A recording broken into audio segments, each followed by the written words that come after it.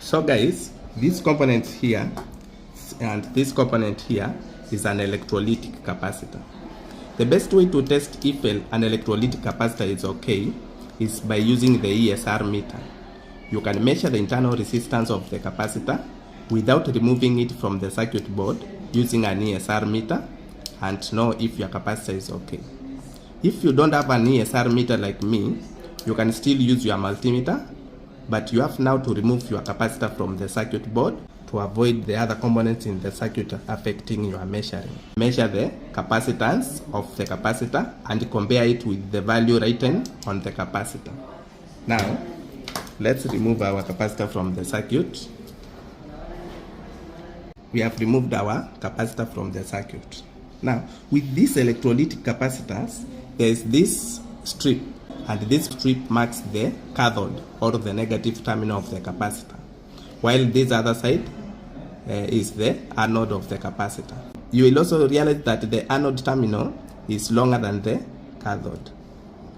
Now, switch on your multimeter and switch your multimeter to capacitance. Now, take a conductor and short the two terminals to discharge the capacitor for 2 to 6 seconds, like this.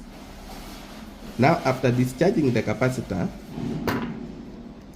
connect the positive terminal of your multimeter to the positive terminal of your capacitor